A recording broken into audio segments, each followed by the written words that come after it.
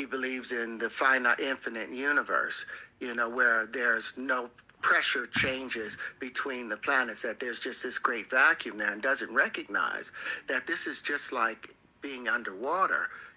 Where we are at the surface of the water is like the Goldilocks zone.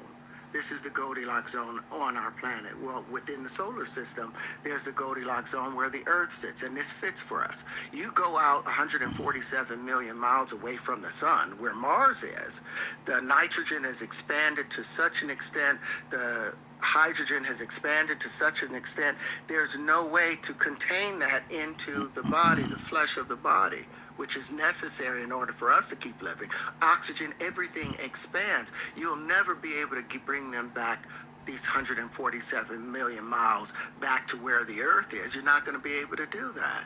Well, the 93 million miles where the Earth is. So anyone that goes out there, that's a wrap for them. Because 15 feet underwater, what happens to the nitrogen? It compresses, or 15 feet out of the water, it expands, and it keeps expanding. So anyone that tries to go out to where Mars is at that low pressure system, where everything becomes mono or diatomic, everything is expanding itself out, you are dead. There's no way the spaceship would have to be so tight, or a suit would have to be so tight, that you would not have any motion. But the amount of expansion will not allow you to be able to come back to the Earth. Like if you took something from the bottom of the ocean and you bring it all the way up to the top, and then you try and take it back to the bottom of the ocean, what happens to it? It implodes at the change of pressure. We're made for this particular pressure condition at 93 million miles away.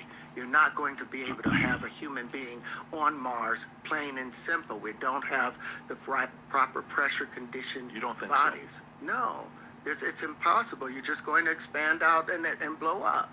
You will blow up. Well, this kind of doesn't this kind of contradict though? Because on one end, you're saying it's possible to have 0-point energy, where oil industry and all this other stuff, and the industry is saying you're out of your mind. You don't know what you're talking about. There's no way, And then here's what Lynchman. This is what we could do.